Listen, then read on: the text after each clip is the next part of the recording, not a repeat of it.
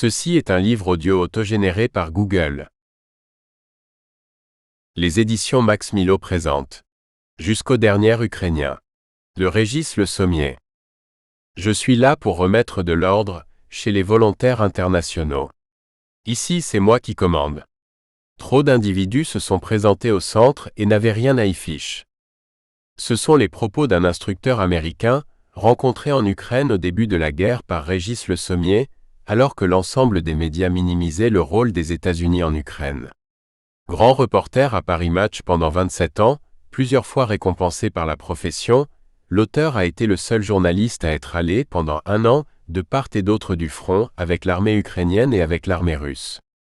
Odessa, Kherson, Zaporijia, Mariupol, Donetsk, Lugansk, Donbass et Bakhmout sont autant de zones de guerre dont il a saisi la vérité du terrain. Jusqu'au dernier Ukrainien est un livre cru, un livre à hauteur d'homme, loin des analyses fumeuses des spécialistes de salon.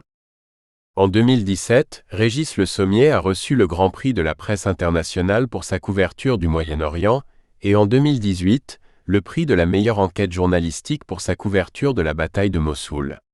À 54 ans, il est chroniqueur sur CNews et Radio Classique.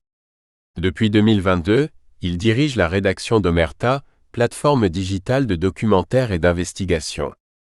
Des notes et des illustrations sont disponibles sur les éditions papier et électroniques du livre. Chapitre 1. L'étrange Karl Larsson. Le bus marque l'arrêt au centre d'un village. C'est ici, annonce Max. Les Français prennent leur pactage. Nous marchons 2 kilomètres environ jusqu'à un point désigné par le GPS du smartphone de Max. Au détour d'un virage, des soldats ukrainiens viennent à notre rencontre. On est français. On vient pour la Légion ukrainienne. Un des soldats passe un coup de fil. Quelques minutes plus tard, un homme de corpulence athlétique, habillé de gris et portant un bonnet commando sur la tête sort d'un véhicule. « Vous avez une formation militaire ?» demande-t-il après une poignée de main. Max et Sabri acquiescent. Ce militaire est américain. « On m'appelle le Grinch », dit-il aux Français qui n'ont aucune idée à quoi fait référence ce surnom. Les soldats ukrainiens autour non plus d'ailleurs. Le Grinch, c'est le père fouettard des Américains, un personnage grincheux et verdâtre tiré d'une bande dessinée de Theodor Seuss-Geisel, dont l'objectif est de gâcher la fête de Noël. Cette référence culturelle traduit bien la disposition d'esprit de cet Américain, qui imagine naturellement que le monde entier connaît le Grinch. Il annonce faire partie d'une équipe d'instructeurs américains venus former les volontaires étrangers. « Je suis là pour remettre de l'ordre chez les internationaux », dit-il aux Français. « Ici, c'est moi qui commande. Trop d'individus se sont présentés au centre et ils n'avaient rien à y fiche. » Les volontaires français l'écoutent sans piper mot. Ils passent maintenant aux instructions et décrètent. Si vous possédez des téléphones internationaux, il faudra les couper ou prendre des cartes SIM locales. C'est à ce moment que je lui avoue que Noël, mon acolyte et moi sommes des journalistes. Jusque-là, il pensait naturellement que nous étions des volontaires. Son visage se ferme aussitôt. Quoi ? Les journalistes qui ont osé s'aventurer jusqu'ici ? L'Américain est contrarié. Peut-être se rend-il compte qu'il en a trop dit. Il choisit de régler le problème de manière radicale. Vous n'avez rien à faire ici, me lâche-t-il d'un ton glacial. Je proteste en invoquant le droit à l'information.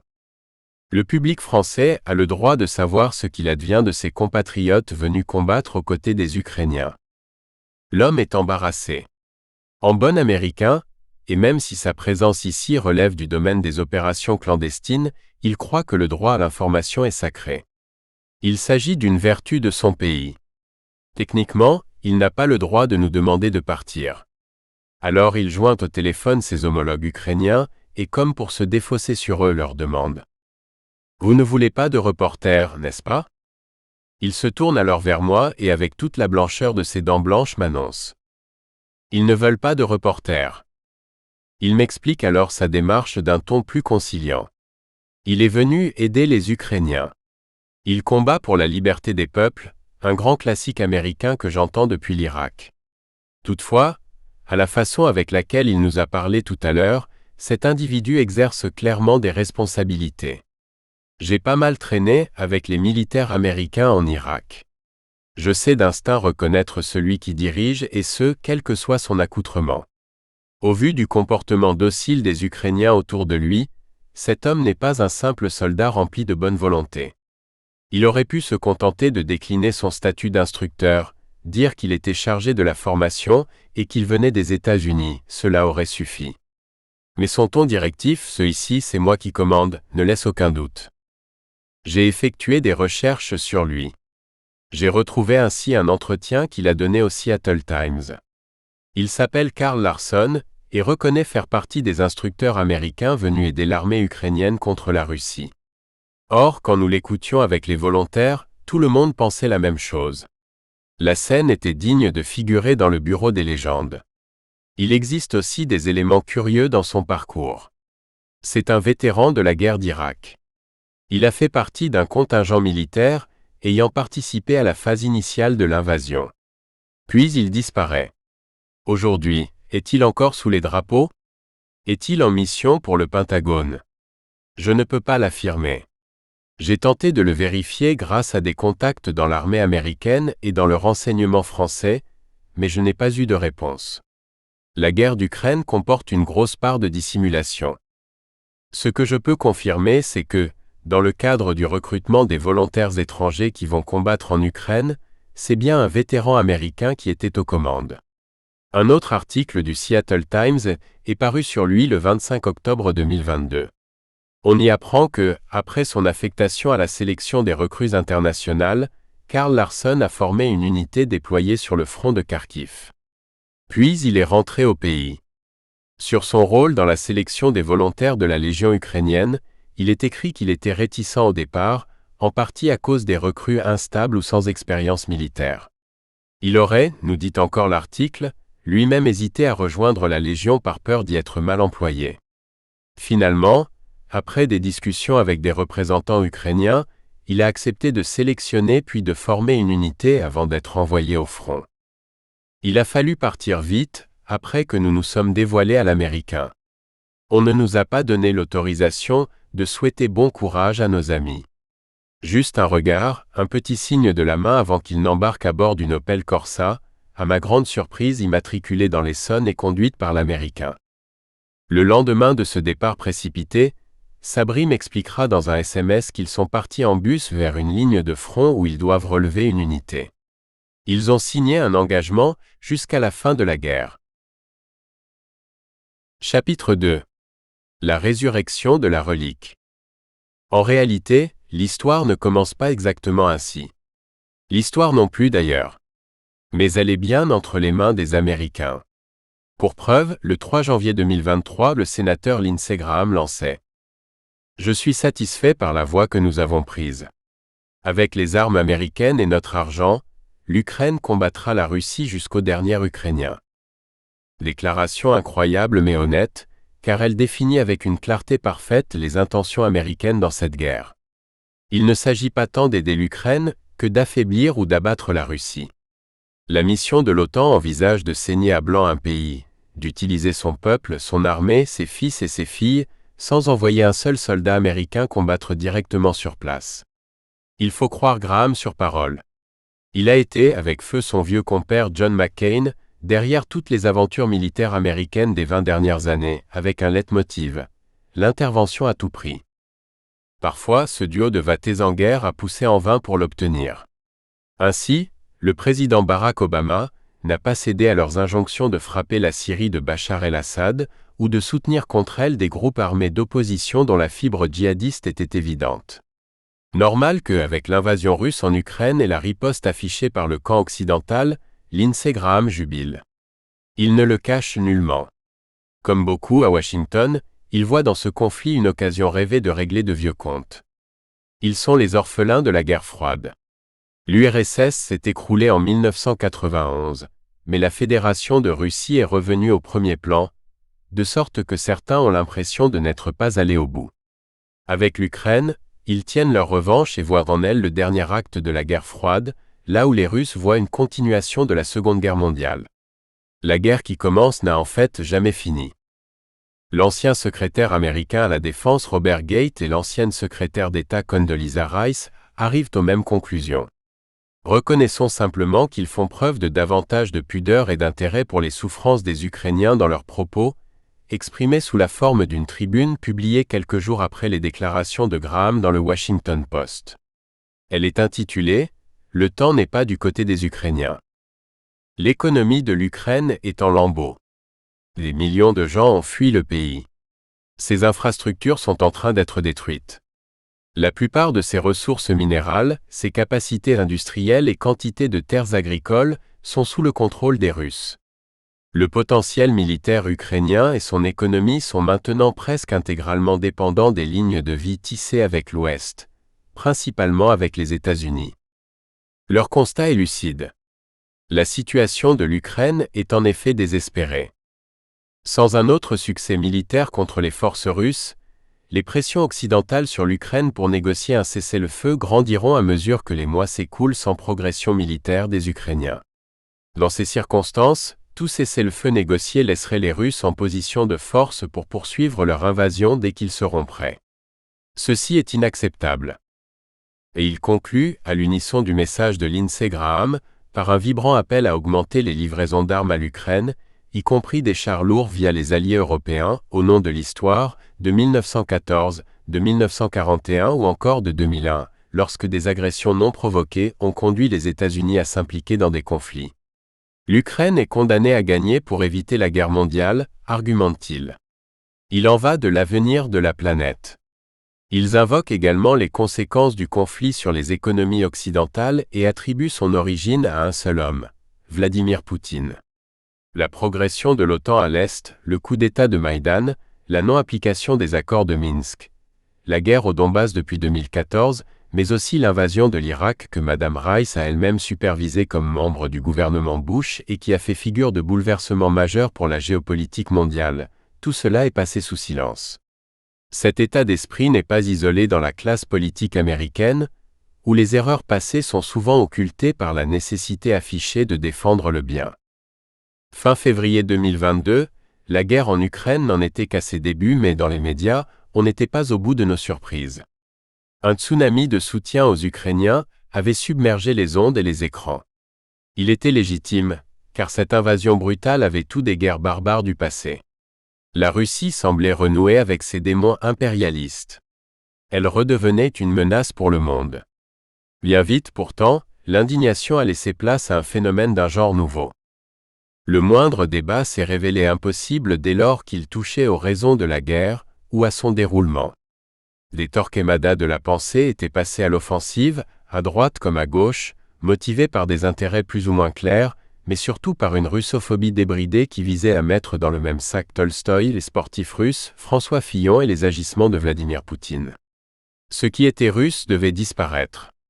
Les virus étaient le nouveau virus. Symétriquement, il fallait se mettre à aimer ardemment l'Ukraine, une prouesse pour des Français qui, s'ils connaissaient la Russie, l'aimant ou la détestant, ne connaissaient absolument pas l'Ukraine. Qu'importe, ce soutien sans faille, nous disait-on, devait se faire au nom de nos valeurs que les Ukrainiens défendaient là-bas pour nous.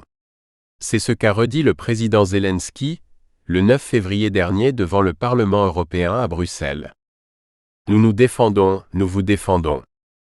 Cette histoire de valeurs communes m'a rappelé une petite musique lointaine, les propos d'un certain George Bush sur l'Irak 20 ans plus tôt. Pour lui, les Irakiens étaient des freedom-loving people, des gens aimant la liberté. Pourtant, en 2003, avant d'envahir le pays, personne ne s'était soucié de demander son avis au peuple irakien. On avait décidé pour lui, considérant que la société irakienne n'avait qu'une envie, se débarrasser de son dictateur. Elle adopterait par la suite la liberté telle que nous la concevions. Mieux, elle l'exigerait naturellement. Le diplomate Maurice Gourdeau-Montagne revient sur ce prisme occidentaliste qui nous a poussés à commettre tant d'erreurs et à mener des régions entières du monde au chaos. Le titre de son dernier livre pose parfaitement le problème. Les autres ne pensent pas comme nous. Notre problème, c'est que nous raisonnons à chaque fois comme si ce qui se passait dans leur tête était de même nature que ce qui se passe dans la nôtre. Que l'on ne me fasse pas écrire ce que je n'ai pas écrit. Si nos valeurs nous imposent de refuser qu'un pays en agresse un autre, défendons l'Ukraine à ce titre. En revanche, comme l'Irak autrefois, que l'on ne cherche pas à insinuer que ce pays serait le lieu idéal pour voir éclore une démocratie, ni que, sous l'effet d'un coup de baguette magique occidentale, son évolution politique vers ce type de gouvernement viendrait accroître la part du monde libre sur Terre. Le désir d'Europe des Ukrainiens, comme autrefois celui de démocratie des Irakiens, sont deux choses qui ne coulent pas de source. L'Ukraine est pauvre. Elle est le seul pays ayant appartenu à la sphère soviétique à avoir vu son PIB diminuer depuis l'éclatement de l'Union. Elle est aussi un des pays les plus corrompus au monde. Volodymyr Zelensky et Ursula von der Leyen ont beau agiter ensemble le drapeau européen. Cela ne fait de l'Ukraine ni une démocratie libérale, ni un paradis des droits de l'homme. Pourtant, nos politiques, relayés efficacement par un cortège de journalistes de cour, genre dont la France ne manque pas, répètent en permanence presque d'une seule voix que l'Ukraine c'est l'Europe, c'est nous. On n'avait jamais vu ça. Sur presque toutes les chaînes d'infos, des experts de l'Ukraine et des consultants de la chose militaire sont apparus. Chez la plupart, l'arrogance n'a d'égal que l'ignorance. Je précise qu'il ne s'agit pas de dresser ici la liste de ceux qui ont dit des bêtises sur ce conflit. J'en suis. Par exemple, je ne pensais pas que les Russes se retireraient d'eux-mêmes de Kherson. J'étais persuadé que s'ils quittaient la ville, c'est parce que les Ukrainiens les en auraient chassés. Je ne pense pas à ce type d'erreur d'analyse ou d'anticipation, même si elles doivent conduire à adopter une certaine humilité devant un conflit qui comporte tant de parts d'ombre.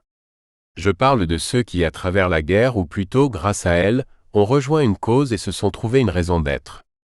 Ainsi, on a pu voir une certaine Alla Podi, ukrainienne vivant en France depuis 30 ans, apostropher la grande reporter Anne Niva qui revenait de Russie en lui disant « Anne, vous aurez votre médaille du Kremlin, ne vous inquiétez pas. » Le 28 avril 2022, la même spécialiste ukrainienne en géopolitique comme elle se présente, s'était retrouvée face à moi sur le plateau de Touche pas à mon poste, l'émission de Cyril Hanouna. Le thème était « Russie, faut-il avoir peur d'une troisième guerre mondiale ?» Je dressais l'inventaire des armes nucléaires et hypersoniques dont Poutine disposait. Elle m'avait interrompu pour expliquer que Poutine pouvait bien envoyer ses missiles, les Ukrainiens n'avaient pas peur. Je lui avais rappelé que Moscou conservait 3500 ogives nucléaires, ce qui la classe au premier rang des puissances mondiales sur ce plan. Si Poutine s'avisait de les utiliser, peur ou pas peur, il ne resterait pas grand-chose de l'Ukraine et peut-être du reste du monde. Rien à faire, elle ricanait et ne voyait dans les menaces russes que l'agonie d'une puissance rouillée qui n'avait plus les moyens de sa politique. D'autres consultants possèdent une réelle expérience, mais certainement pas la sagesse ou la retenue qui s'impose, surtout quand ce qu'ils annonçaient ne se réalisait pas. C'est le cas du général Michel Yakovlev, ancien vice-chef d'état-major des opérations de l'OTAN. Il se perd régulièrement sur la chaîne LCI dans des spéculations rocambolesques sur le devenir de Poutine, les tensions supposées avec ses alliés ou avec son armée. En octobre, dans l'hebdomadaire L'Express, il annonçait le délitement imminent de l'armée russe. Selon lui, les frappes sur l'Ukraine ne servaient à rien. Je ne suis pas sûr qu'un habitant de Kiev grelottant dans son appartement éventré par un drone Shahid ait le même point de vue. En tout, c'est près d'un tiers du système électrique ukrainien qui a été détruit depuis septembre, ce qui handicape grandement l'effort de guerre, obligeant même les militaires ukrainiens à réallouer des stocks de diesel pour faire marcher les générateurs. Parmi les vatés en guerre et autres wagnerologues, Yakovlev se distingue avec des formules surprenantes comme « Poutine a perdu la guerre, mais il ne l'a pas encore compris » et autres « À partir du moment où nous aurons compris que c'est à nous que Poutine fait la guerre, là on rentrera dans l'arène. » Ces propos font écho dans l'autre camp à ceux d'un certain Dimitri Medvedev lorsqu'il déclare « Si la troisième guerre mondiale éclate, ce ne sera pas avec des chars ni avec des soldats. » De part et d'autre, la folie a de beaux jours devant elle, car l'hystérie n'a pas diminué à mesure que le conflit s'éternise, au contraire. D'autant que, en sus des béni-oui-oui et des experts ignorants, il faut compter avec les délateurs. On n'en avait pas vu autant depuis l'occupation. Ils sont légion sur Twitter notamment. Le média facilite cette pratique, en raison de l'anonymat qui autorise une myriade d'individus sous pseudonyme à calomnier qui ils veulent. Personnellement, je reçois régulièrement des menaces ou des accusations de poutinophilie, principalement en raison d'un passage éphémère sur RT France, et aussi parce que j'ai eu le malheur de réaliser quelques reportages en Russie pour Paris Match. Pour l'un de mes contempteurs, je serai le petit télégraphiste du Kremlin. Carrément. Je rappelle donc à toute fin utile que, au cours de ma carrière, j'ai interviewé 2 présidents américains, George Bush et Barack Obama. J'ai été correspondant de Paris Match aux États-Unis pendant 7 ans. J'ai écrit la biographie de David Petraeus, qui a été directeur de la CIA, et j'ai 2 enfants qui vivent à Los Angeles. Pas mal pour un petit télégraphiste du Kremlin, vous ne trouvez pas? Je reconnais dans leurs tweets le même style, les mêmes tournures de phrases de certains qui sévissaient déjà à l'époque où je couvrais la Syrie. Mon Dieu, que ces gens ont du temps à perdre. La plupart des invectives proviennent de comptes anonymes, mais pas toujours.